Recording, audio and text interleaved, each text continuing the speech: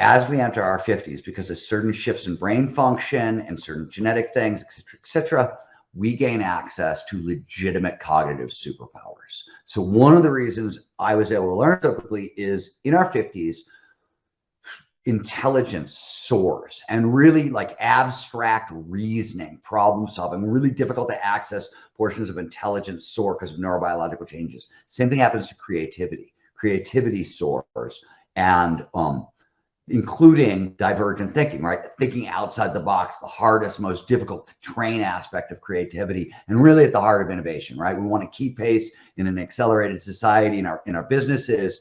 This kind of creativity and innovation, problem solving you really need. We also see, and HR is going to love this, expansions in empathy and wisdom. Welcome back, everyone, to the Geeks, Geezers, and Googlization Show, the home of Googlization Nation, where we talk with HR and business thought leaders about the crazy shift going on all around us and explore the disruptive convergence of technology, business, and people. Here are your hosts, Ira Wolf and Jason Kotler. Happy holidays and Happy New Year, everyone. I'm Ira Wolf, and welcome to our last Geeks, Geezers, and Googlization episode of the year. Thank you for being part of Googlization Nation.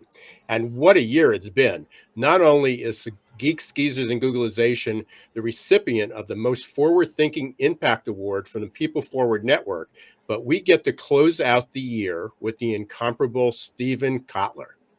That's right, Ira. And I'm Jason Cochran. If you think this is just another podcast, think again. We're the voice of the most important, crucial conversations that are confronting business leaders and people today. Our goal is to bring you ways to reimagine tomorrow and explore the impact and convergence of business, technology, and people.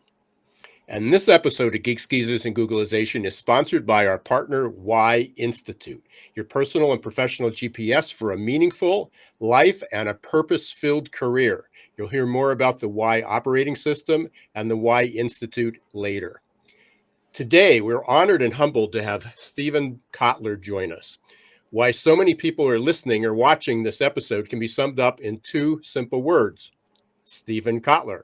And for those who don't know who Steven is, you'll be thrilled that you decided to click play and tune in.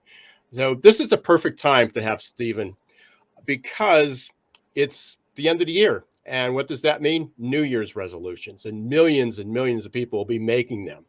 They're going to start exercising on January 2nd. They're going to lose a few pounds during the month of January.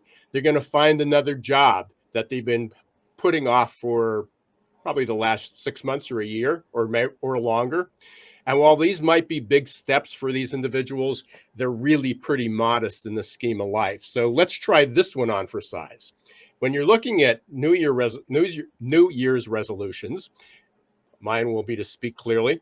I wonder how many people might include to do the impossible. You heard that right. On your New Year's resolution is 2023. I'm going to do the impossible to achieve what our guest Steven Kotler calls paradigm shifting, nothing is the ever same goal. But before we bring Steven on, it's time for our Perfect Labor Storm segment. So on each episode, we focus on just one disruptive, surprising, or worrisome trend that we believe you should know. Here is today's Perfect Labor Storm. So get this. The Flow Research Institute reveals that top executives in Flow are 500% more productive. Juxtapose that with the numerous studies that are coming out almost every day these days that report nearly 6 in 10 employees are burned out and 8 out of 10 suffer from work-related stress. So one solution offered to mitigate burnout and stress is more flexibility or more balance with personal and work life. But if I'm doing the math right, it seems the answer might lie in Steven's research, Flow. If executives in Flow are 500% more productive, that means they can produce the same amount of work on Monday as the rest of the people in steady state Flow produce working Monday, Tuesday, Wednesday, Thursday, and Friday. So I'm not sure if we got your attention yet, but how about this? Flow helps people amplify creativity 400 to 700%.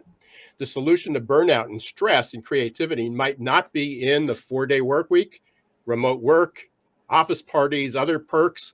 It might be in human peak performance. So before we welcome Steven, just a reminder that you can earn SHRM credits for just listening to today's episode. Just go to the googlizationnation.com website, click on podcasts, then SHRM credits, complete the short questionnaire so we know that you actually listened. And while you're there, if you're not a member of Googlization Nation, please sign up. It's free.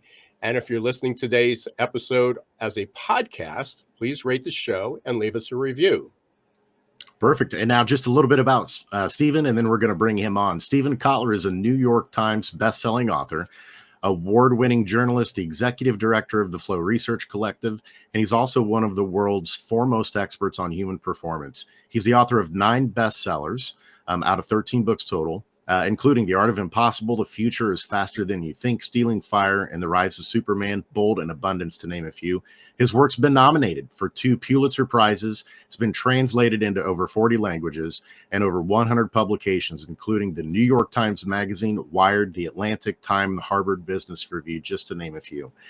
And he's also the co-host of the Flow Research Collective Radio, a top 10 iTunes science podcast, along with his wife and author, Joy Nicholson. He is the co-founder of the Rancho de Chihuahua, which is a hospice and special needs dog sanctuary. And one of the big reasons he's on today is he's got a brand new book that's coming out this February 2023, called NAR Country, Growing Old and Staying Rad. So we are so excited to be one of the first to preview it. And so without further ado, let's welcome today's special guest, Steven Kotler.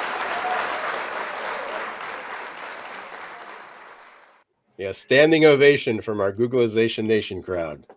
So, Steven, we got so much to dig into today, but why don't we start with this? Tell us a little bit about your journey of how you got into flow and peak performance and this being a passion of yours before we dive into the book. So it's a great question. So I started my career as a journalist in the early 1990s, and I was fascinated by sort of 2 things. And at the time, they weren't overlapping at all. But journalism is this great gig where you get to, get paid to exploit your curiosity. And I was obsessed. I really wanted to understand how do people work, human behavior, how to and performance. But back then it was just human behavior. And it was a great time to be interested in it because neuroscience was starting to tackle these questions. I was always a little suspicious of psychology.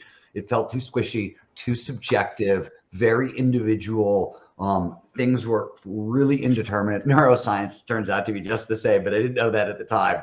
At the time, I was like, oh, neuroscience is absolute mechanism. It's same in everyone. It's shaped by evolution. So in the 90s, behavioral neuroscience, how do people work, was a thing. It was no longer like this cluster of neurons in this part of the brain does what. It was, hey, how do human emotions work? And how does consciousness work? And how do we make buying decisions? And, all those kinds of questions fascinating to me. Simultaneously, totally unrelated, I was obsessed with action sports, surfing, skiing, rock climbing, snowboarding, and the like. And I was living in these communities, taking part in these adventures. And if you know anything about the 1990s and action sports, it's often referred to as the so-called era of impossible, where more impossible feats, things that had never been done before, got done. And what was really amazing, it wasn't just that we were doing the impossible, we were iterating on the impossible. Somebody would go out, they'd do something that nobody ever thought was possible. And then 2 days later, somebody else would do something slightly better or slightly different. And then 4 days later, it was on top. And so it was this crazy flowering of human potential, unlike anything that anybody had ever seen.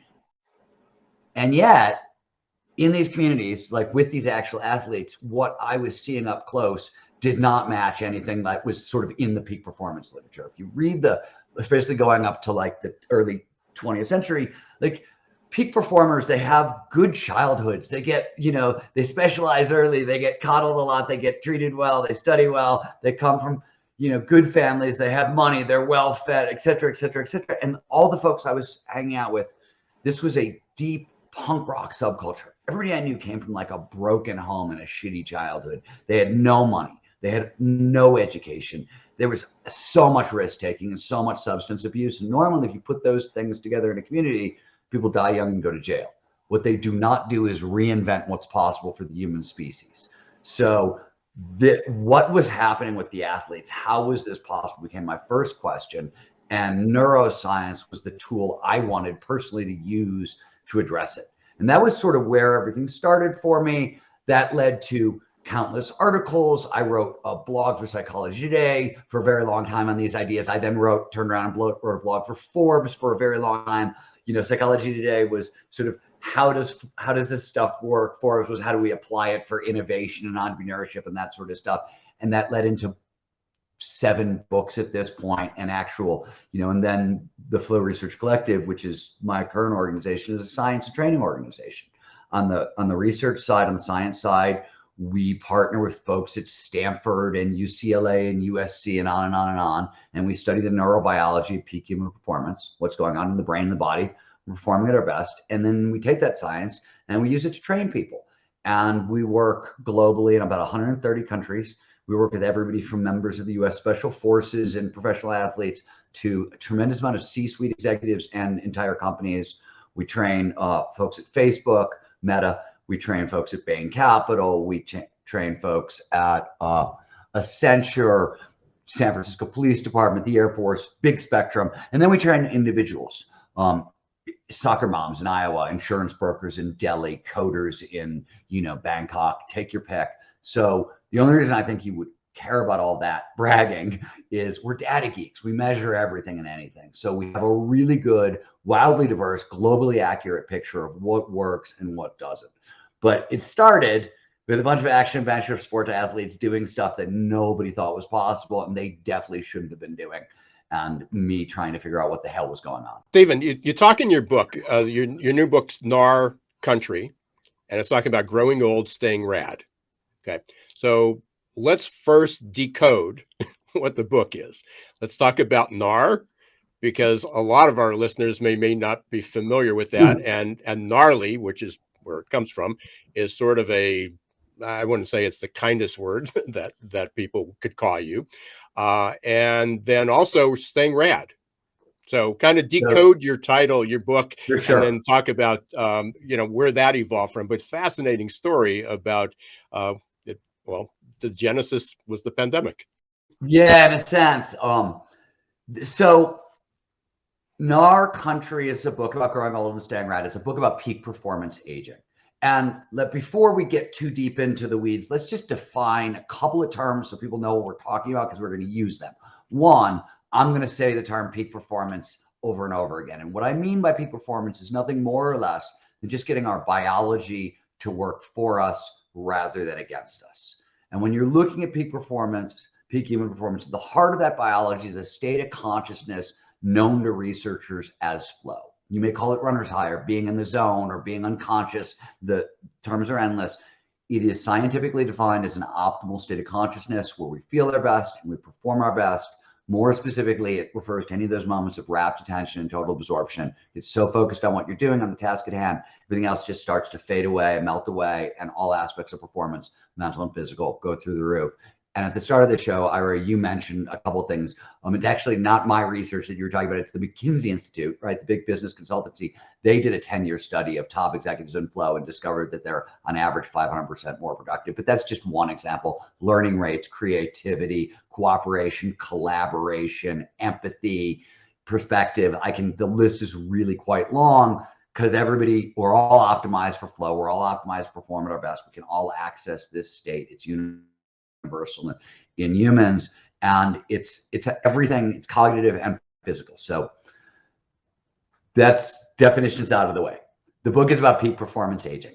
So what happened is, to really sort of long story. I tell this story at sort of at the end of the book, but it's actually the beginning of the book.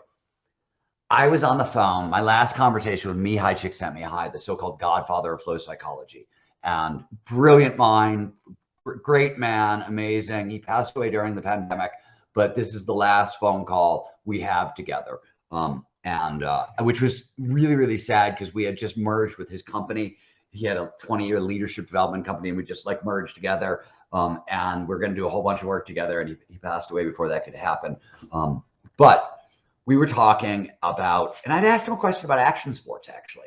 It turns out he was a serious mountaineer and rock climber, and I wanted to know, he had never talked about it publicly. I was like, dude, you got to tell me, how much did your experience as an action sport athlete influence your early research?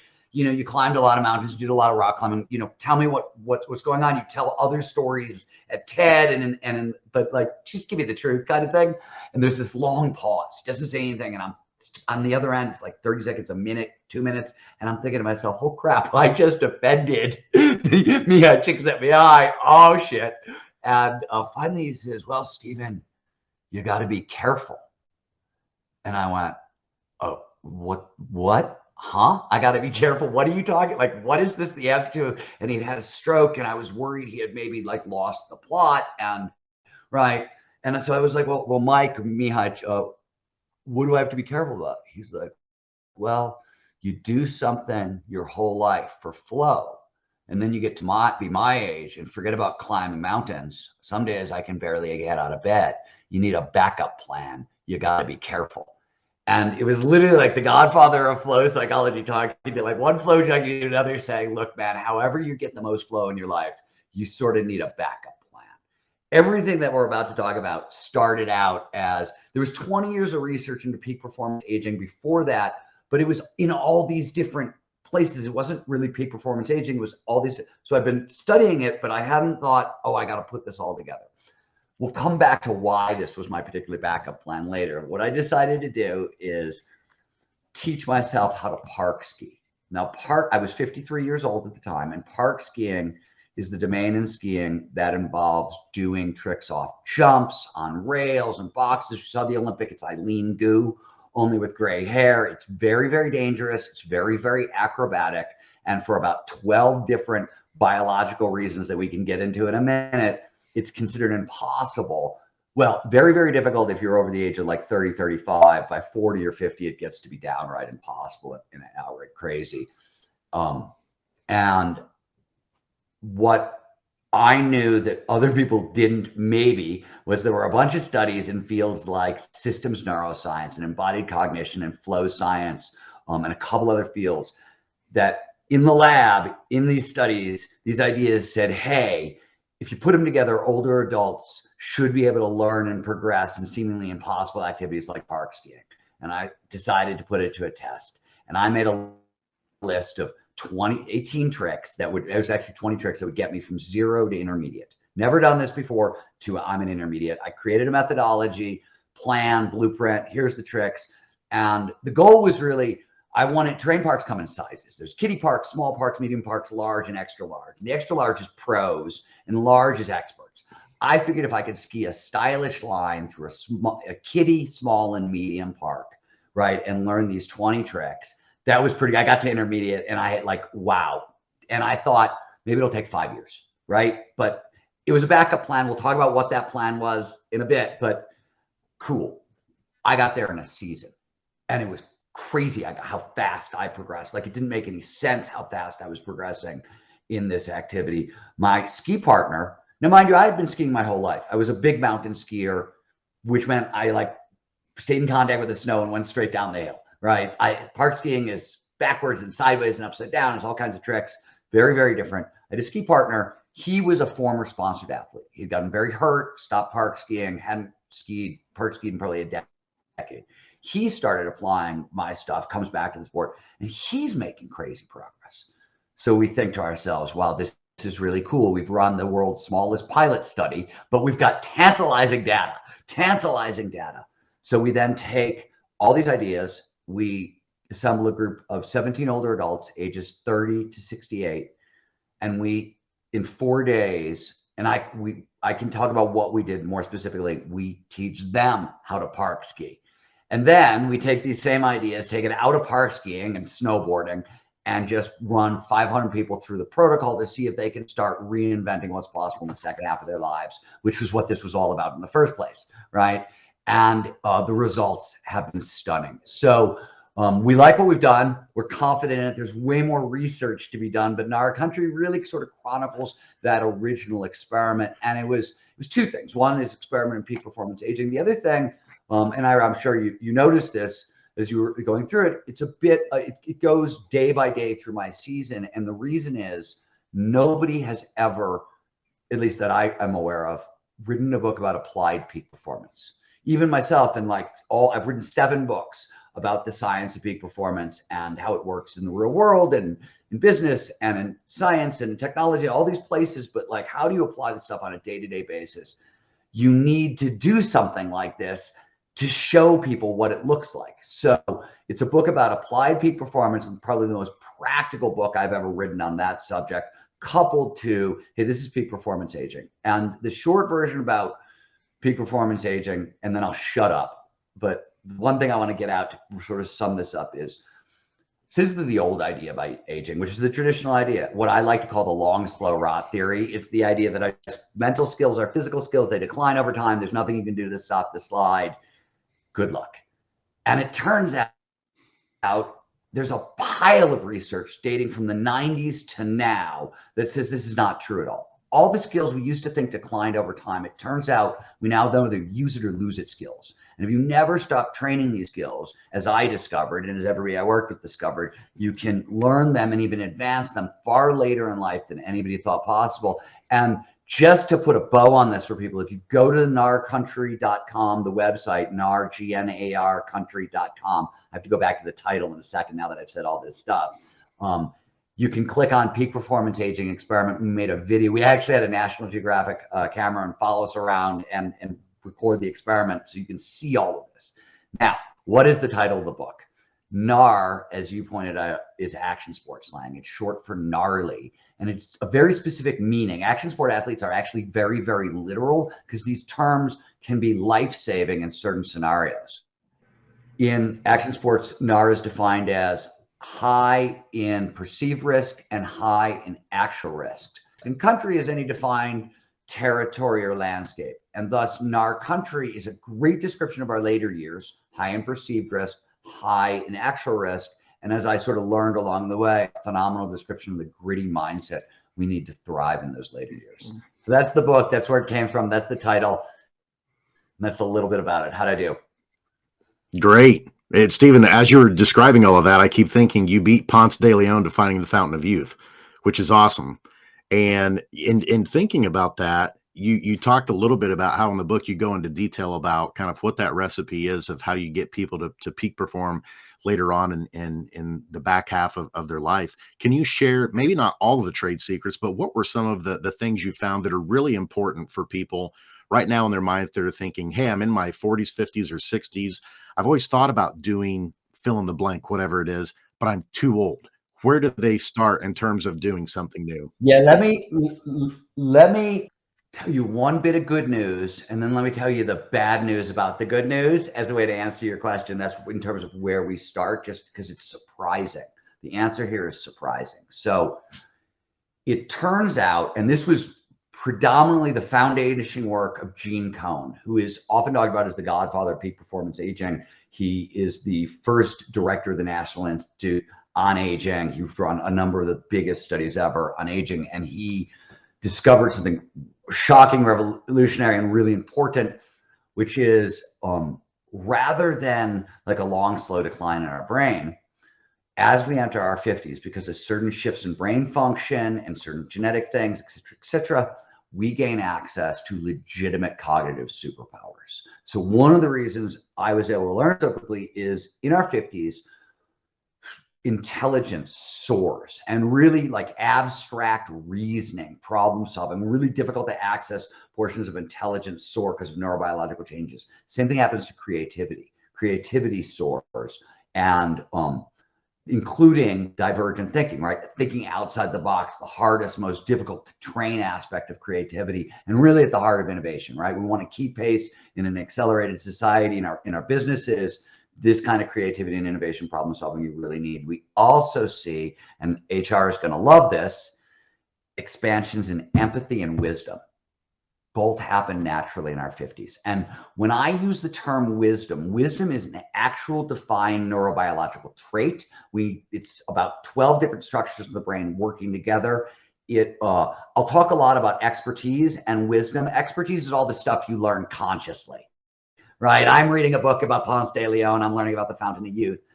Wisdom is all the stuff I'm learning unconsciously. So Jason, Ira, and I are interacting for the very first time, and we're picking up subtle non-conscious signals. Oh, he's friendly. Oh, he doesn't like this topic. Oh, all that stuff. That's wisdom. And they're stored in different areas of the brain. Flow, peak performance aging allows us to gain access to new levels of empathy and perspective taking and wisdom second half of our lives. Now, here's the bad news, and here's the answer to your question. So where do you want to start? Here's something really cool. Peak performance aging starts young, one. And I'm going to tell you something else that's really, really cool. Most of the giant big levers that people reach for when they think about peak performance aging, they're going to mess with their diet, maybe. They're going to, if they're Western traditionalists, they're going to go to the doctor and they're going to start taking a bunch of pills. If they're a little funkier, they're going to go to their functional med doc and start taking a bunch of supplements, right? And this is sort of and they're going to start getting more exercise. And it's probably going to be aerobic exercise. Chances are they're going to go run on a treadmill or like this is what most people do when they want to like get better. And it turns out not only does peak performance aging start young, but the biggest levers that are available to you are cognitive levers, psychological levers, and lifestyle changes. And peak performance aging starts in our 20s, because if you want access to the so-called superpowers of aging, you have to pass through what psychologists call moderators, if-then condition, gateways of development. By age 30, you have to have solved the crisis of identity. You got to know who you are in the world by around 30. The reason is, in the next decade, by around 40, you got to solve what economists sometimes term as match quality or match fit, which is a blend between who you are, your values, your strengths, and what you do in the world. Usually what you do for a living or what you do with the bulk of your time. That's in your, and if you don't know who you are by 30, you can't solve that by 40, because how do you know what your strengths are and your values are if you don't know who you are in the first place? In your 50s, you have to forgive yourself and all those who have done you harm, or it gets in the way of the empathy and the wisdom that is supposed to be unlocked. And finally, if you really want access to all those superpowers, you need to be creative in your 50s. Creativity and the act of thinking creatively actually is what really unlocks a lot of those superpowers. And if you want to hang on to those superpowers for the rest of your life and for them to really matter, two other things come into play afterwards. You have to train against physical fragility, right? There are a lot of things that will start to decline. That's automatic. The difference between then and now is we used to think we were just screwed. Now we know, oh no, if you train like a madman, you actually can hang on to this stuff so much longer.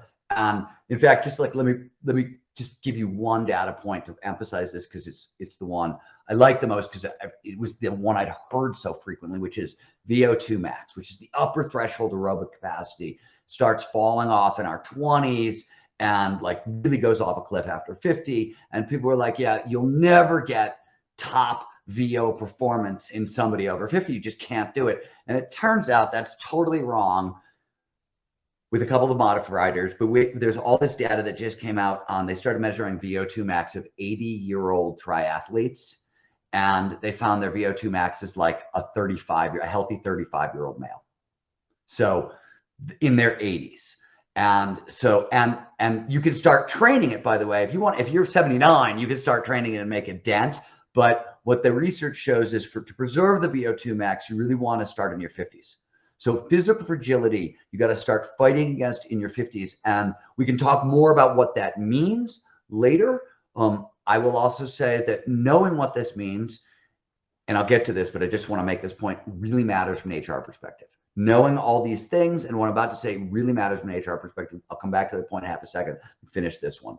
You also have to train up risk tolerances. So simply put, all the things that we get, all the superpowers, if there's too much fear in our system, when we're fearful, we're not creative. The brain gets logical and linear. So when we're scared, it goes, give me a safe solution. Give me the thing that worked a million times. Don't find some wild new solution that may not work, because you know my ass is on the line. So risk aversion increases over time. There are certain categories where this is not true. Social risk actually doesn't, because by the time we're 50, we just don't care what other people think. So we'll go up and introduce ourselves to strangers, no problem. And if you work in markets and understand money, financial risk doesn't decline. If you don't, you're saving for retirement and you get more financially conservative. But if you know what you're doing, that increases. But all the other categories decrease. You have to fight risk aversion. You have to train up openness to experience and a bunch of other things to preserve all of these superpowers. Now, the final thing I want to go back to the HR point and why I think all this matters, especially on your show. I have spent years, decades at this point, talking to CEOs about flow, peak performance, their companies, their organizations, and we spend, I got to say, at least 50% of every conversation I've ever had has been on hiring and training, which seem to drive more CEOs crazy than almost anything I know. And as a CEO, I totally emphasize, or not as an executive director, I have a different CEO now, former CEO, now executive director. My point is that in talking to CEOs about business in the 21st century, I always hear two things. I hear, God, I want creative employees, innovative employees, because I want to keep pace with the rate of change and competition's kicking my butt. And how do we do that? And the other thing that I hear is I need empathetic employees, and I need empathetic employees from a psychological safety. I want to build great teams. They got to function well together. Teams are at the heart of great businesses. Without psychological safety, without empathy, you can't do it. And then the mantra of 21st century business over and over and over again is customer-centric thinking. And how can you think like your customers without empathy? My point is, well-trained over 50-year-olds are the ideal workforce of the 21st century. We are literally, HR departments are literally laying off right now in droves for really stupid ideas everybody they actually need to thrive in the 21st century. But it's not indiscriminate 50-year-olds that you want to be hiring. You need 50-year-olds who actually have solved the crisis of identity, match fit, forgiveness, have trained up creativity, have trained down physical fragility, and trained down risk aversion. And if you get that right, you're talking about an HR business revolution in terms of who we're hiring and who we need going forward in the 21st century. So I'm really excited to talk to you guys about it, because this is the end. I make this point at the very end of the book, right? Almost the last, I think, 3 pages from the ending. But it was, in a sense, one of those things. This is also sort of like, I knew this before Chick sent me. I had this conversation. So it was one of the things I went, oh shit, this might be possible because of these superpowers of aging. Maybe this will actually work. And if it does work, what does it mean for HR? So those are all the big picture, but you asked a second question. And if I'm talking too much and you want to ask another question, tell me to shut up. If not, I'm going to make one more point. All right, one more point. You asked where to start. And where to start is actually very, very simple, because the data is overwhelming and it's surprising. Mindset is where you start. So there is an overwhelming amount of evidence that shows that those people who have a positive mindset towards aging, meaning they believe that the second half of their life is filled with potential and opportunity, and it could be exciting. Literally, health outcomes are much better. Longevity outcomes are incredible. There've been tons of studies, because this work dates back to Ellen Langer's lab at Harvard in the 70s and goes from there. But one of the most famous studies, the Ohio longitudinal study of aging and retirement. It's a 20-year study, 75 to 95, of the impact of mindset on aging and longevity. Much better health outcomes along the way, and an extra 7.5 years of life. And this number has been found again and again and again. So the place this has to start is you have to shift your mindset. And I can talk a little bit more if you want about where mindset comes from, but we'll stop there for now. And I've given you a boatload of information. But these are all some of the biggest levers along the way. And none of them are the things you think about when you think about successful aging and peak performance aging, right? Everything I just said, you're like, really? This is successful aging? But yeah, it's exactly how our neurobiology is designed to work. And Steven, there's so much there that's absolutely fascinating. The one I'd like to ask a follow-up question on is you mentioned that we have research that shows that fear kills creativity. Does it shock you at all? We're still living in a time where we're seeing many top-level executives that are getting front page of the media, it seems like every day, that are using fear tactics with people in terms of trying to increase productivity and efficiency. Yeah, so fear is an awesome motivator if you're a peak performer. The peak performers I know, the best of the best, love fear as a motivator because fear is good because it gives you focus for free. Anything that gives you focus for free is amazing because it's the largest burden on the brain. Brain's an energy hog. It's 2% of our body weight, uses 25% of our energy at rest. What's the thing the brain burns most of its energy doing? Paying attention, focusing.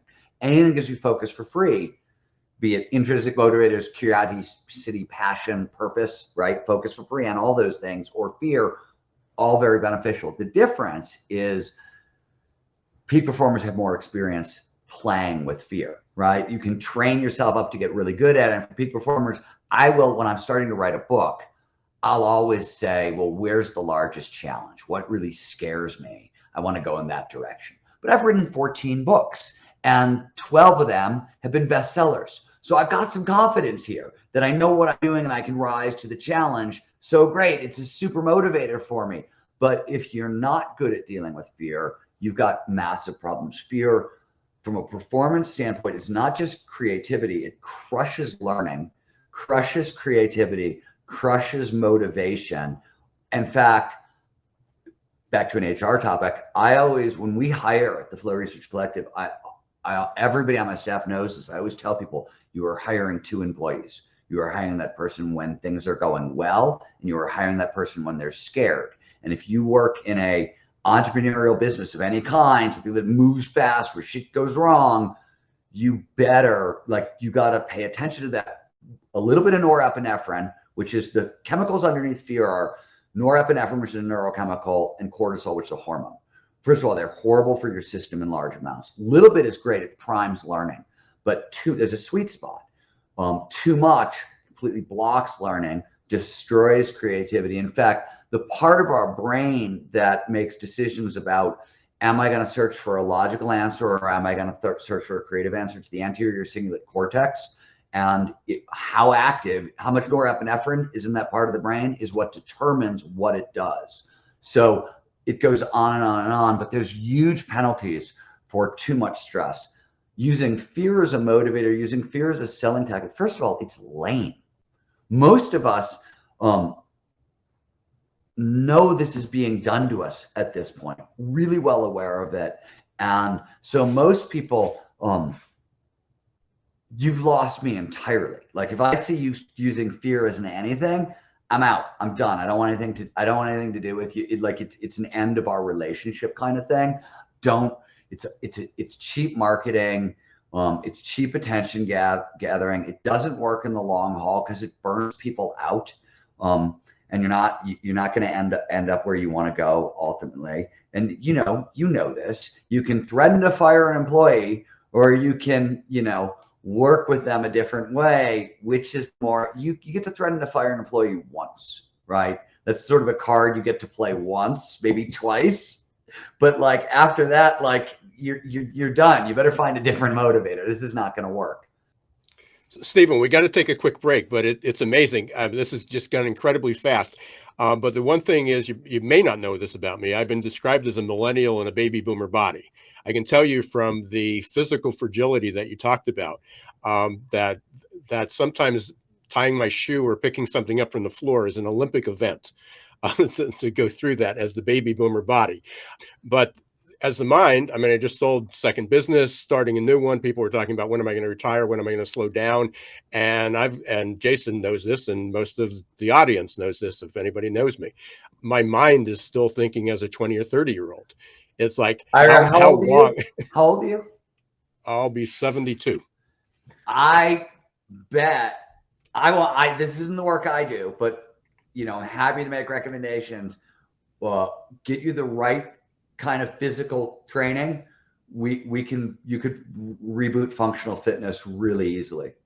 There's no doubt about that. And, I even as you described, I exercise every day. I do 45 or 50 minutes on a Stairmaster. What I don't do is enough stretching, but Yeah. So I do activity every day. You're doing it wrong. I heard you. I heard you loud and clear. But you do not want to be okay. So very quickly, I just have to say this because we mentioned the Stairmaster twice. One of the reasons action sports in our country action sports in general are so great as a peak performance aging tool. If you want to preserve brain function late in life, right? Stave off cognitive decline, stave off dementia, Alzheimer's, right? There are two things. What you really want is neurogenesis and the birth of new neurons, the birth of new neural nets. Where does most of the adult neurogenesis take place? In a part of the brain known as the hippocampus. It does long-term memory, but it also does a very specific thing. It does location, place, grid cells, space cells. This is what's in the hippocampus. Why? Because when we evolved, it really mattered. Remember where you were when something important happened. So if you want to stimulate neurogenesis, you want to have emotionally charged experiences in novel outdoor environments, because that's exactly what the brain evolved to do. So if you take your running off your treadmill and into the outdoors, novel environments, bury your roots every day kind of thing, but massively amplifies neurogenesis and preserves those neural nets. So like you're almost there, but you got to take it outside. We'll have to talk to you about how do you keep the hips going and the knees, the hips and the knees. But we are going to take a short break. We are talking with incomparable Steven Kotler. Amazing. I was the fastest 35 minutes, I think, that we've ever had on this show. But appreciate you being here. Appreciate everybody listening. We've got a pretty active chat board. If anyone has any questions, please post them. We'll try to get them to Steven. If not here, we'll try to get a response afterwards. But we're going to take a really short break and talk about adaptability and purpose. For most of us, change is freaking terrifying, and unfortunately, there's no app to adapt.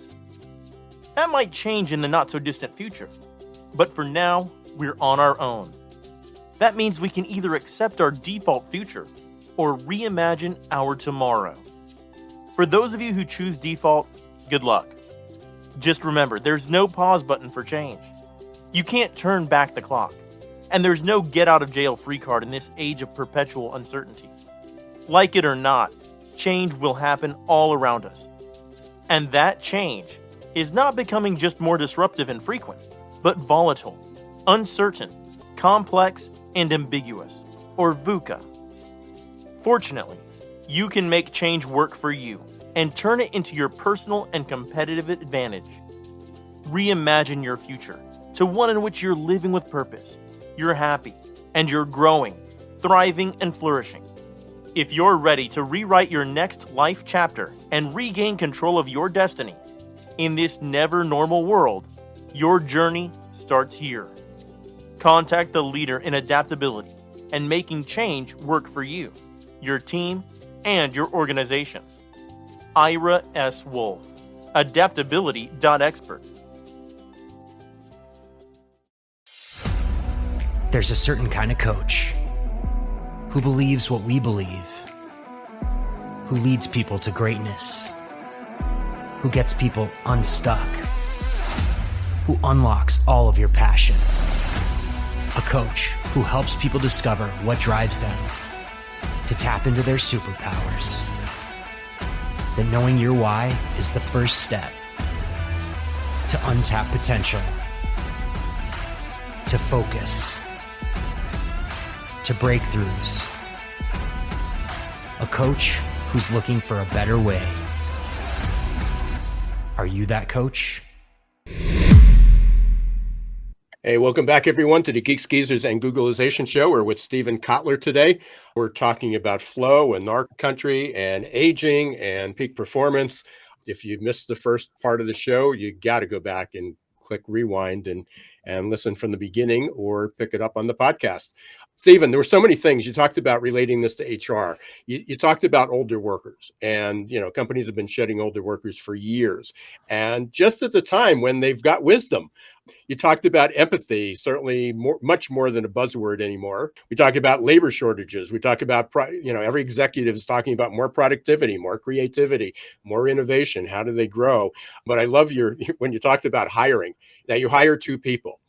I've said for years, and that was sort of what my company was about, Success Performance Solutions for 28 years, the one I just sold. Talked about hiring people, and we did a lot of behavioral testing, cognitive testing, personality testing, that type of thing. But people would say, are they a good fit? And I'd always look for what you talked about was that second person. What happens when when the second person shows up? And the analogy that I used was that everybody's looking to say, hey, it's got 3 round tires. But the fourth when is the fourth one going to go flat? How fast is it going to go flat? Doesn't matter that there's 3 good tires, but there's a 4th tire, and you have to address that issue. So I love everything you say and crossing over that. Now, the one thing, though, I know we probably have a lot of listeners. By the way, I'm disappointed you don't have your T-shirt on. Life is too short to go uphill. I did read the book. See, there was a question you asked. How do you progress as a skier if you can't actually ski? And I think there's a lot of people here talking about that, is not only getting past the mindset of I'm too old to do that, or I don't live in the right place, or I've got too many, there's a whole list of excuses people have. How does, I want to say extreme sports, but how does, I guess, defiance of fear and defiance of aging fit for the average Jane, Joe, Bill, Sue that's sitting out there in their office and say, I'm just trying to get my bills paid. I'm just trying to make enough so I have time. There's food on the table. My kids are taken care of, because there's a lot of people that are literally just surviving and even finding a half hour to go outside and do something or exercise is pushing the limit. So how do you progress as a skier if you can't actually ski? I'm not actually going to answer that question. I'm going to answer the other question you asked, which is what should most people do to buy back time, right? When they're like, that's all they can do is just like, we can start. I just want to start there because we haven't talked much about flow, and this is the answer is going to be very, again, kind of surprising here. So flow significantly amplifies productivity, learning, motivation, creativity, et cetera, as you pointed out. And McKinsey discovered half day, 1 day in flow, you can get as much done as your steady state peers. 2 days a week in flow, you're 1,000% more productive in the competition, which is cool. My point is that flow, if you can get into more flow more frequently, you get much more done in much less time. And it's going to be much higher quality work. So the question is, and especially if you're super stressed out, right? You're describing people who are very stressed out, languishing a little bit, burned out, right? So overwhelming pile of research. A bunch of it came out of COVID, actually. They wanted to know who's flourishing now and who's getting their ass kicked, and what are the conditions, right? What are the variables that led to thriving now? And Adam Grant actually talked about this research in a recent TED Talk that he gave. But the one determinant of who's thriving now is who had the most flow during COVID. How much time you spent in flow was the single largest determinant.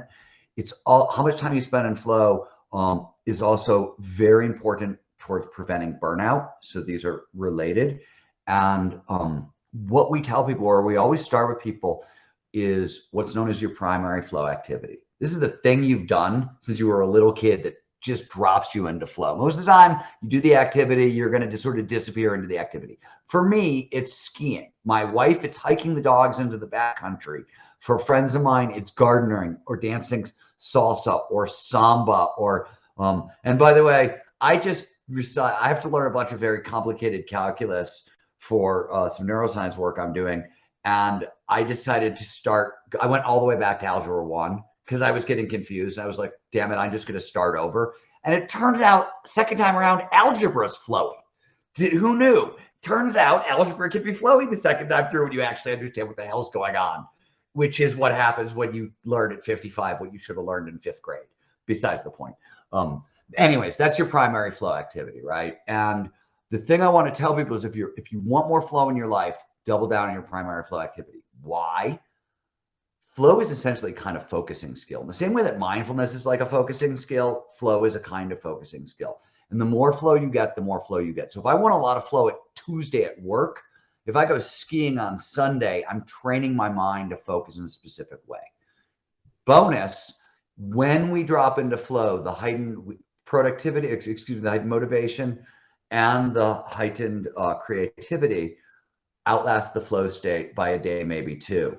Creativity, that's just Teresa Maviel's work at Harvard. She's the one who figured out that creativity outlasts the flow state by a couple of days.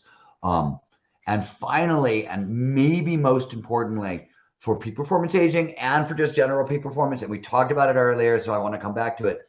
When we move into flow, one of the things that happens neurobiologically is we get a global release of nitrous oxide. It's a gas signaling molecule. It's everywhere in the body. If you've ever worked out at the gym, right, about 20 minutes in, it gets quiet upstairs and your lungs open up, that's nitrous oxide. What that's doing is pushing stress hormones out of your system. Flow resets the nervous system to 0. So it calms you down. So this is huge, especially today, especially if we're burned out.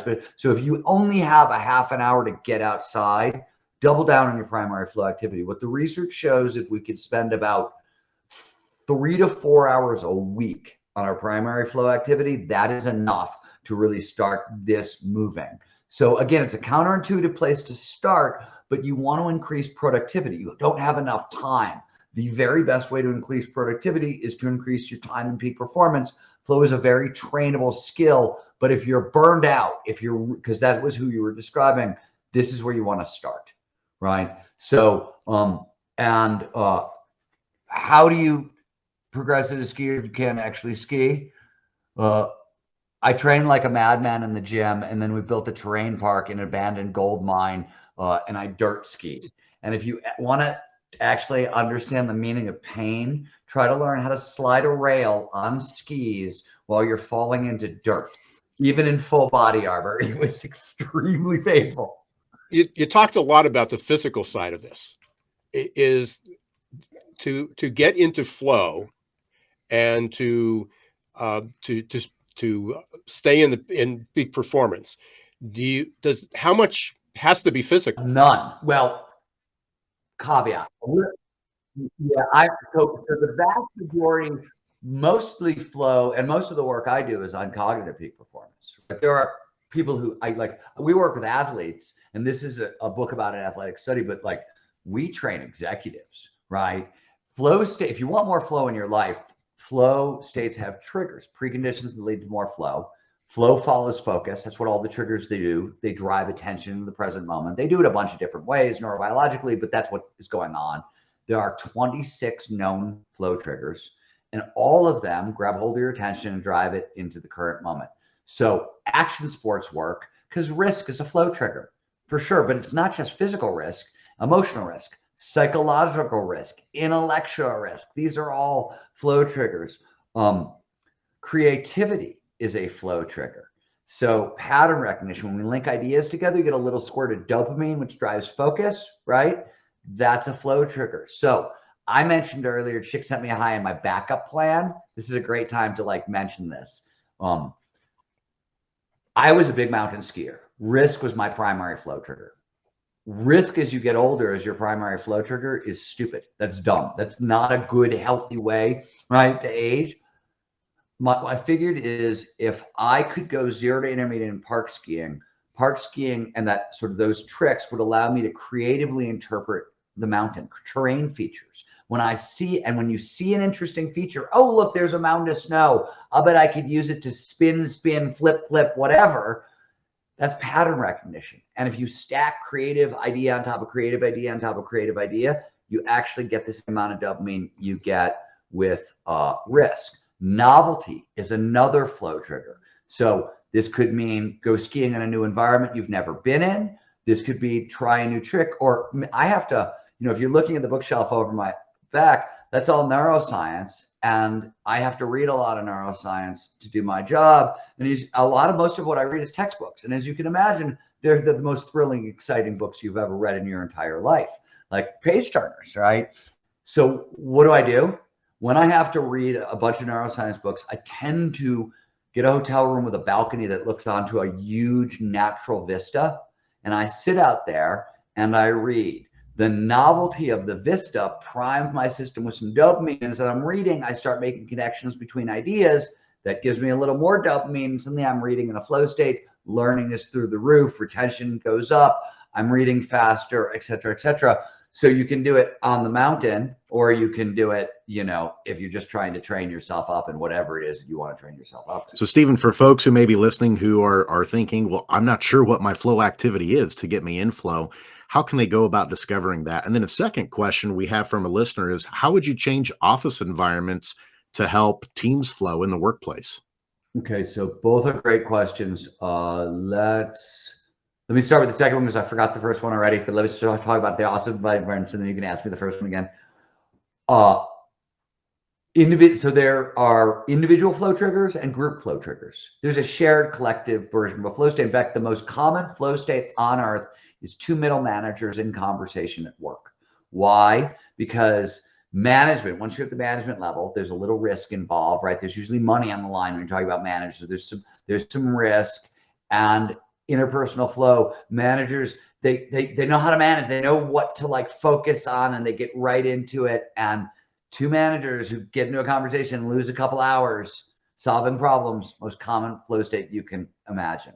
So very common at work. But if you want to optimize for team flow or interpersonal flow, one, open office plans are a disaster, just flat out disaster. They shouldn't exist.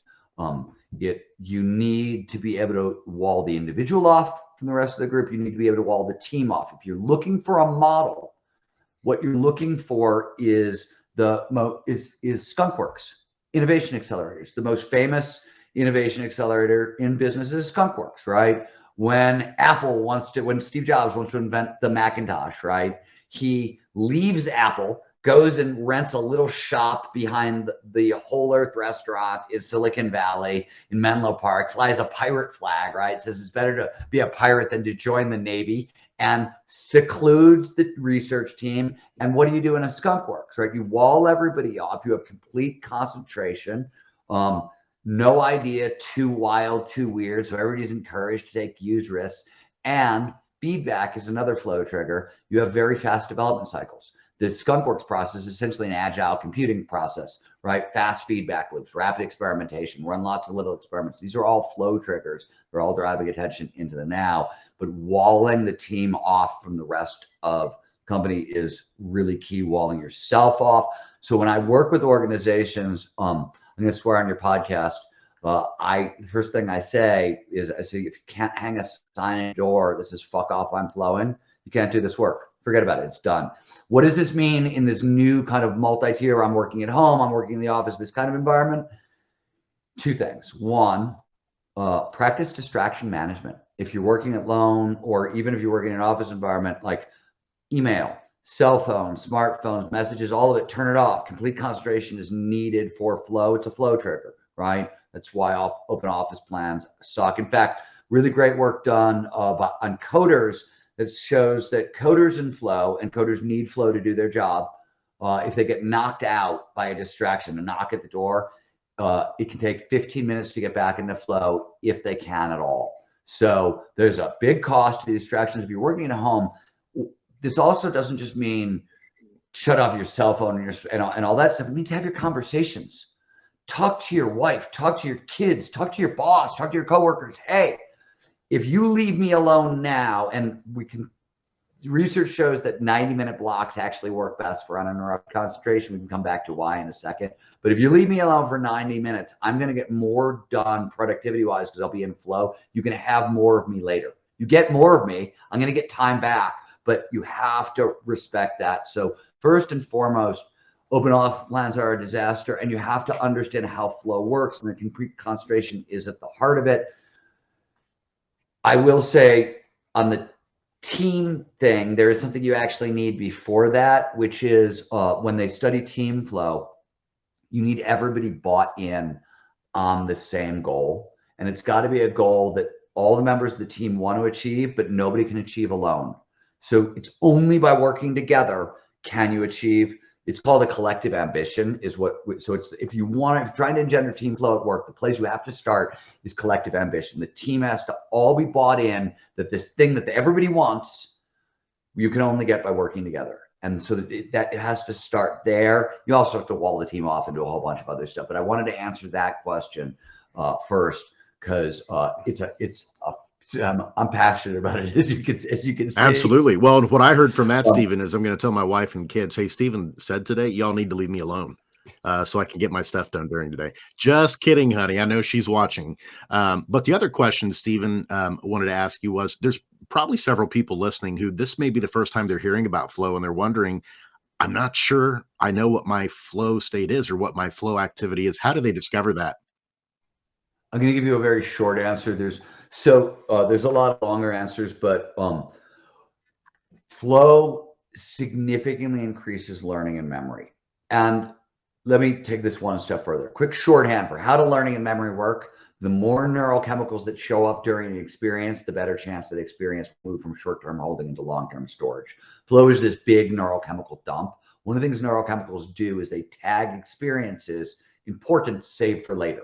So flow is this big neurochemical dump, a lot of neurochemistry, a lot of learning and memory. As a result, if I ask you to think back about your positive memories, go like 5 years at a time and think about your most positive memories. Some of them are going to be anchored to, dates. This was my birthday, or this was our anniversary, or this was my first date, my wife, those kinds of things. Once you get beyond those, chances are they're all flow states. And what you got to start asking yourself is, what do they have in common, right? When I was a little kid and getting into flow, were you alone or were you with other people? Are you wired for individual flow or are you wired for group flow? Ask yourself, was this a hand-eye coordination thing? Was it an intellectual test? Just interrogate your own experience, and that's how you center in on it.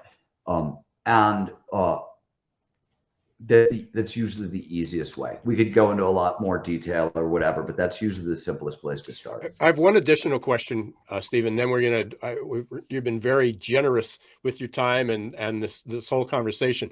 But you were talking about when we were talking about the change of the environment of having the skunk works, of having, walling, taking your teams and putting them in a non-distracted area or room or building or separate, or however you do that. How does that fit into the whole conversation now about remote work? Where does flow fit into the remote work environment? Is it even possible to have? So, yeah, it's totally possible. So there's all kinds of studies. So if you're going to dive into the literature, you're going to hear the term presence. So if you're going into literature and you're looking for like flow on Zoom or flow on the internet and in media, in those studies, they use the term presence. It means roughly the same thing.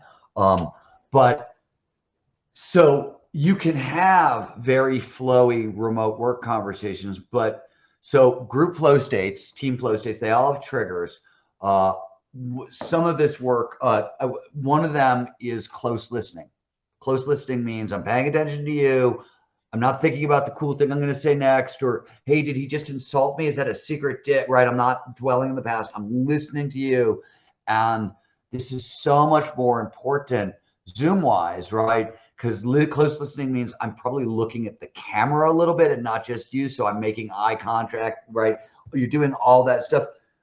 If you can get it right, you can get flowy on Zoom call, but there's less margin for error, I think, because of how it works. But I also think a lot of the other distractions that you normally get in an office environment go away.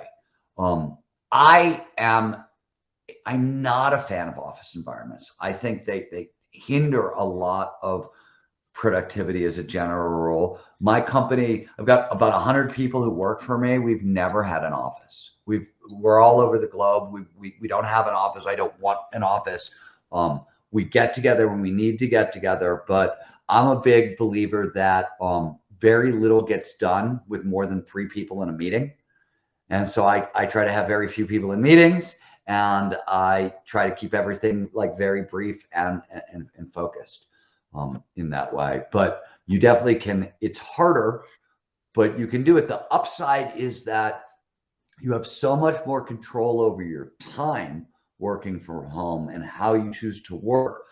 It's much easier to achieve peak performance. There are certain things that, obviously are difficult. And if you are an extrovert, it's going to be more problematic, right? If you're an introvert, it's a dream. If you're an extrovert, what I'm saying is going to be a little more problematic, and you definitely need that social bonding neurochemistry. So if you can't get it at work, you got to get it elsewhere, right? So for every manager and leader and executive out there who said, we're going to have more flow, so everybody has to come back into the office, that's not what you're saying, right? I don't think, there are certain companies that are really, really flowy and can do that work. But I don't think it's a deal breaker. Now I do think there are, and I think more research needs to be done. Sales teams do really well when they meet, right? There are certain kinds of teams that it's something about the cultural fit, and we need to really talk about it. This is sort of like we're at the cutting edge of like what we know and don't know. You know what I mean? Well, it's ironic that you brought up sales, because sales was probably, it's a remote will never work, but sales has always been remote. People were always out. Sales itself is remote. What I have discovered is that sales people tend to be so gregarious, such extroverted people, and sales is so high pressure, high risk that their need for companionship, because it gives them safety and security at a way that they can't seem to get elsewhere. So that's about it. It's a slightly different thing, and it's not about what people think it is. And let me put it in a slightly different context for you. So one of the reasons social support is really important for peak performance aging and performance in general is, and this is key for sales, is every time you encounter a situation, your brain has to decide, is it a threat or is it a challenge, right? Either or. And one of the things it does to assess this is it says, do you got backup? Are there people who love you? Are there people who got your back, right? And if the answer is no, oh shit, this is a threat. And then you'll meet that threat with a tremendous amount of energy. So this actually ends up draining a lot of energy, and it's a real drain on performance. If you've got people who love you and are going to pick you up if you fall down, or people who understand the challenge and they've got your back, blah, blah, blah, that calms you down. And because you're calming down, you're getting access to better learning, better creativity, all the stuff we talked about before. And so my suspicion is with salespeople, their jobs are so stressful and so scary that as a general rule, they need to be around each other, because it does that. It calms them down a little bit. So like, that's what, again, not like, that's not the reason most business people would tell you sales teams need to get together, right? That's not what you would actually hear. That's not standard business advice. But it's one of the reasons I like neurobiology so much. It's mechanism. It's how we work, and you're sort of getting under that squishy individual stuff. We need to start wrapping up, Steven, and we want to make sure we get the lightning round, but there's always one question we close with. It's, what should we have asked you, but that we didn't? I wish you'd asked me the relationship between flow and your favorite word, adaptability. There we go. What's the relationship between flow and adaptability? All right, I'm so glad you asked. So this is also essentially why, one of the other reasons I'm in the world of peak performance aging. Mihai Csikszentmihalyi, the godfather of flow psychology, wrote a bunch of books on flow, wrote a couple of books on creativity, wrote a ton of books on adult development. Why? Flow actually sits at the heart of, it's the major engine of adult development. What does that mean? I said earlier, and then we're going to get back to adaptability, which was the core of the question that you asked me. We said flow states have triggers. preconditions that lead to more flow. The most famous is known as the challenge skills balance. We pay the most attention to the task at hand when the challenge of the task slightly exceeds our skill set. So you want to stretch, but not snap. What this means is every time we go into flow, we're pushing on our skills. We're learning, we're growing. On the back end of a flow state, we are more complex, we are more adaptable. This is actually how we grow as humans. This is the engine of adult development. This is how we grow up.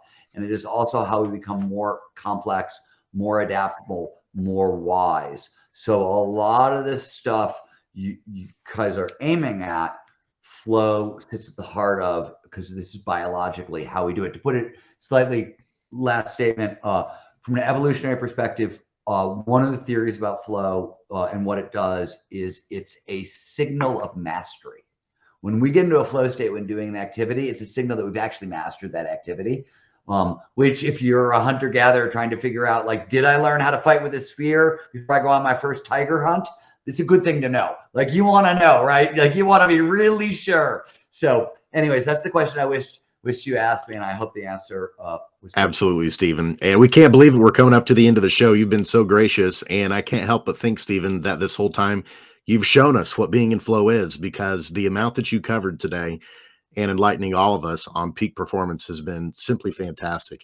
And so we're now going to segue into the final segment of the show, which we call our lightning round. We're just going to ask you about 3 questions to get to know you a little bit better on a personal level.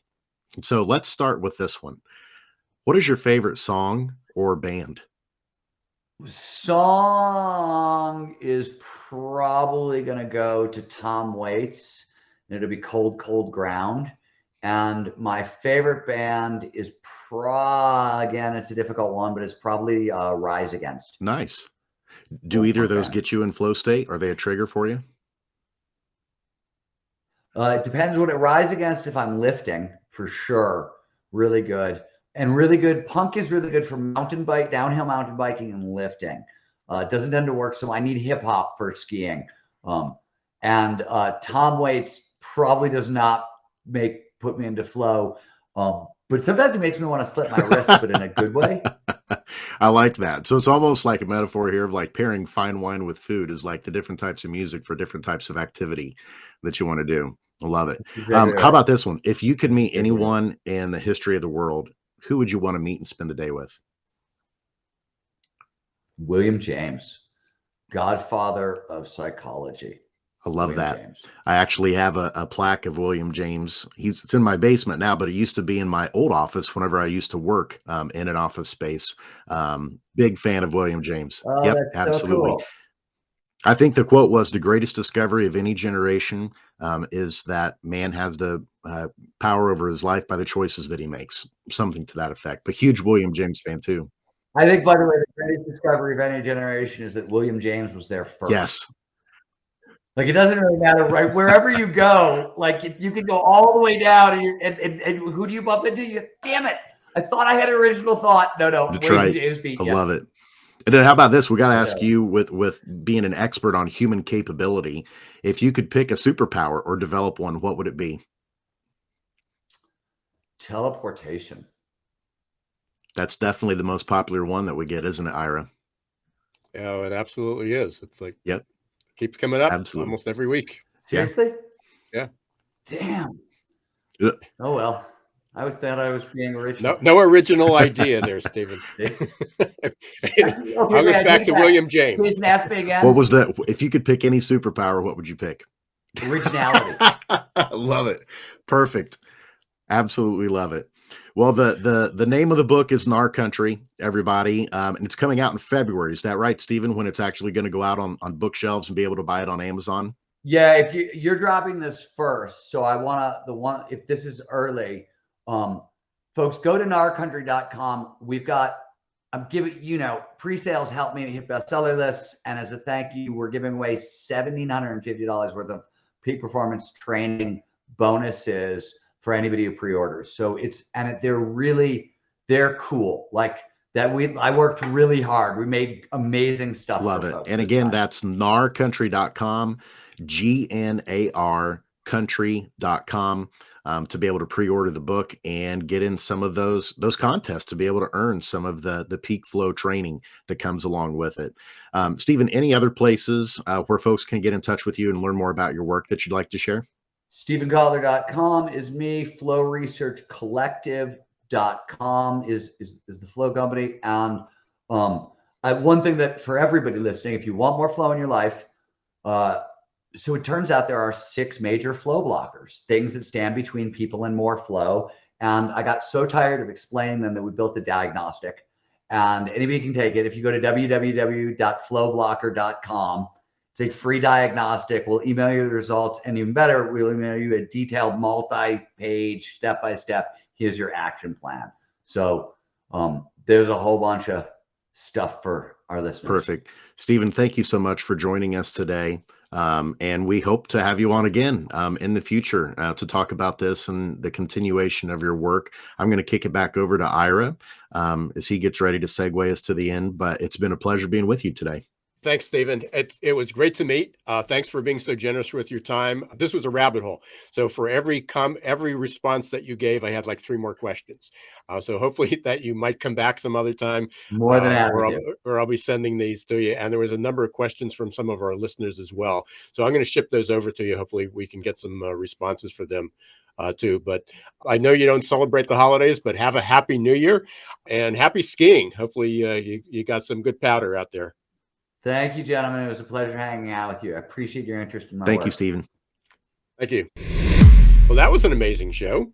What a way to close the year out. Ira, I took copious notes, and I mean, for me, there were so many, but I know we're up against time. But the one here near the end, when Steven said, we want to help people stretch but not snap.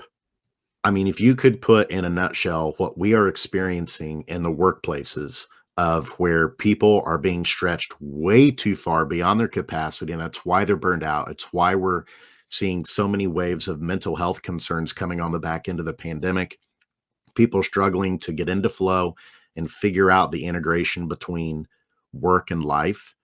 I mean, I think that puts it beautifully, is that we're stretching people to the point of snapping. And so there's a lot of really good information there that he also shared in terms of what this means for managers, in terms of how they lead and how you provide feedback and how you support your people. So that was one of the big takeaways for me. How about you? Well, again, so many. I stopped taking notes. I was just writing down the timestamp. So he'd say something, I just write down the time and we'll go back and listen to it and pull it out. So we'll certainly have our share of audiograms and videograms and quotes from this. I think it was the relationship that I didn't put together. And I'm so glad we asked the question, what didn't we ask? And he asked, and he answered, is the connection between flow and adaptability. But there was also many comments, many statements he made, the connection between flow and purpose, flow and goals. But for anyone, again, we've had a preview of the book, and unfortunately, most of you won't be able to get it for a couple weeks or maybe 2 months. I'm not sure when in February is coming out. But again, we're all aging. We hear this all the time: too old to do this, too old to do that. Even today, he had so many quotes as you shared. But from the book, I wrote down a couple things, fighting the urge to die a little bit each day. He said that a little differently in the beginning, but that was something we're always up against, how to not go gently into old age. He talks about teaching an old dog new tricks. I mean, these were just things, again, we hear every day, they hold us back. We make life decisions about them, which all have negative consequences. But I also liked how he responded to becoming, I guess, aging, as well as at the same time, not only were we aging, but that we have to be sensitive to that. It's not just being reckless. It's just not saying it's 50 or 60 or 70. You go out like he's doing and skiing. But it was so powerful that he included that most of the blockers are mental, that is a cognitive sense, that stretching yourself, stretching but not breaking, relates to our relationships, our emotional limits, So again, there was so much, and I'm just sort of rambling here, but hopefully people will re-listen to this and definitely buy the book and go to the website. There's a lot on his website. There's a lot of clips where you can just, frankly, Google Steven Kotler. He's all over. Absolutely. And we'll look forward to pushing out some information also. We'll be doing newsletter, blog posts, and things from this episode of Key Takeaways for everybody, and be on the lookout for the podcast here in the next few days. But until next time, I'm Jason Cochran. We want to thank you, our listeners, for showing up today and listening. If you haven't subscribed to Geeks Geezers Googlization on your favorite podcast platform, please do so. Great way to end the year and start the new year is to make sure that our latest episodes are always, you're getting notifications for those, and they're going right to your feed to be able to listen to those. And please leave us a review. We are in the top 1% in the world. We are the most forward-thinking podcast from the People Forward Network. A lot of accolades that have come this year, and it's all because of you, our listeners, and because of our amazing guests. So thank you for tuning in and engaging with us. And as we sign off for 2023, here's to another amazing year ahead of us with many more wonderful guests like Steven Kotler. And I'm Ira Wolf. Special thanks to Steven for being so generous with his time. He's quite a busy guy. In between his writing and skiing, we're so happy that he was able to join us and spend an extended period of time with us. Special thanks to the Y Institute for partnering with us and sponsoring this episode. Thank you for being part of Googlization, everyone. And thank you, Jason. This has been a great year. And it's about a year and a, it's almost about a year and a half that we've been doing this. We probably have close to 100 episodes under our belt at this point, and appreciate all the success, and really looking forward to 2023 with you. Likewise, partner. Until next time, don't let the shift hit your plans.